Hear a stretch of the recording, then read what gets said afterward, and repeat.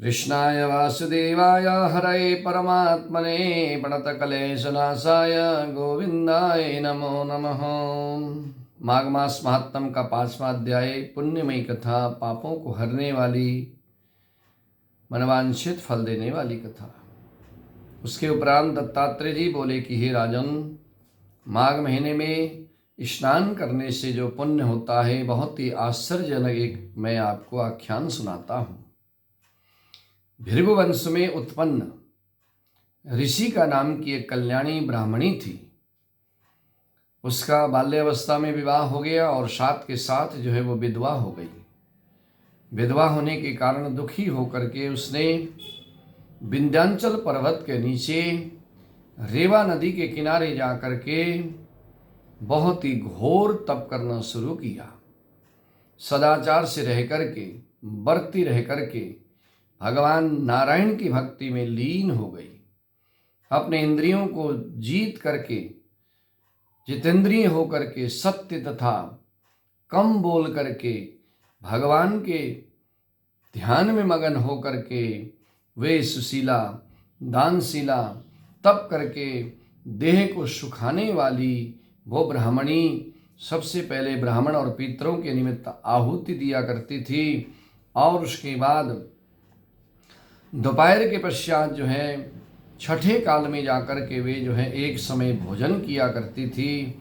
इस तरह से वे जो है सर्वदा कठिन से कठिन व्रत धारण करती थी। इस तरह से वृक्ष की छाल पहन करके, जिसको बलकल कहते हैं, वो धारण करके संतोष पूर्वक उसने जो है रेवा नदी और कपिल नदी के संगम में 60 वर्ष तक जो है वहाँ रह कर के तप किया, माघ स्नान किया और उसी तीर्थ में वो मृत्यु को प्राप्त हो गई।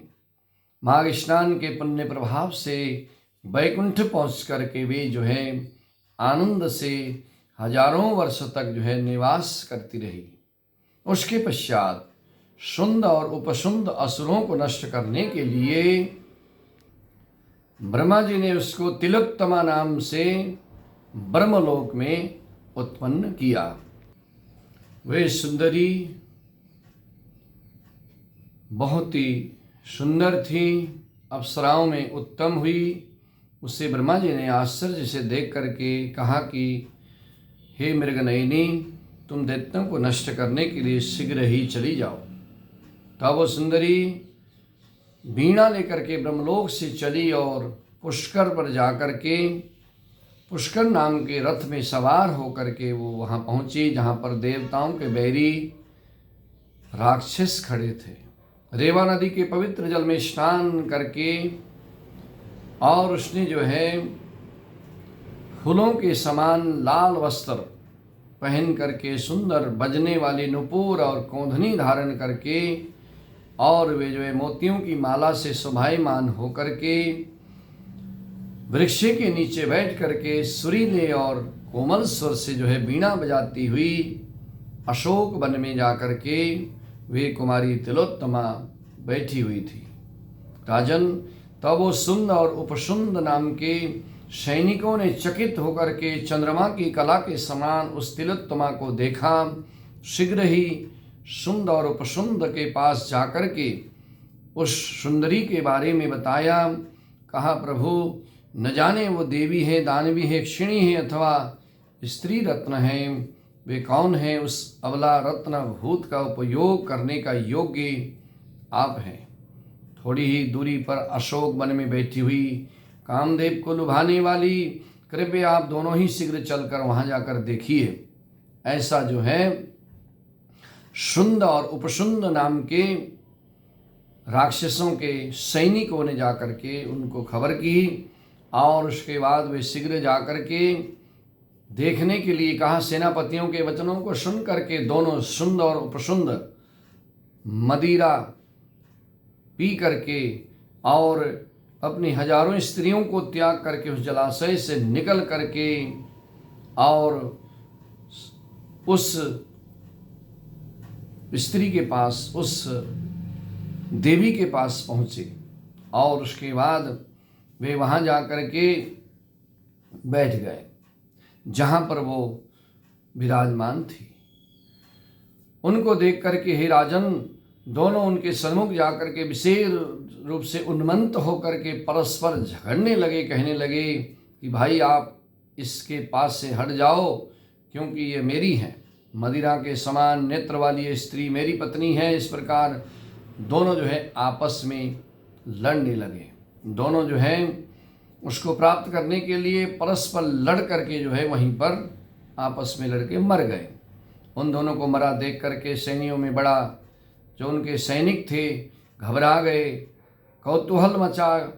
और उसके बाद काल रात्रि के समान ये कौन है, ये क्या हो गया, इस प्रकार से दैत्यों के कथन को सुन करके देवी तिलोत्तमा इनको जो है पर्वत से गिराती हुई चारों दिशाओं को जो है प्रकाश देने लगी। चारों दिशाएं उस देवी तिलोत्तमा के प्रकाश से प्रकाशमान हो गई। और उसके बाद वो जाकर ब्रह्मा जी के सामने उपस्थित हुई। तब जो है संतुष्ट होकर ब्रह्मा जी ने कहा, हे चंद्रवदनी, मैंने तुमको सूर्य के रथ पर स्थान दिया। जब तक आकाश में सूर्य स्थित है तब तक तुम जो है नाना प्रकार के सुखों को, भोगों को भोगोगी। और हे राजन, वो ब्राह्मणी उत्तम अप्सरा होकर के सूर्य के लोक में जाकर के माघ स्नान के फल को भोग रही है। ये सब जो है माघ स्नान के पुण्य प्रताप से उसको मिला। इसलिए हे राजन, श्रद्धावान मनुष्यों को उत्तम गति पाने के लिए माघ स्नान को अवश्य करना चाहिए, जिससे सभी पुरुषार्थों की पूर्ति होती है, पापों का नाश होता है। और जो है हे राजन, ये महीना तीर्थ स्नान करने के समान जो है, इस महीने में तीर्थ स्नान करने के समान और कोई पुण्य नहीं है। बहुत ही कल्याणकारी महीना माघ का महीना। इस मास में जो कोई तीर्थ व्रत दान करता है उसका जीवन सफल हो जाता है। आनंद कंद भगवान की जय हो, जय हो।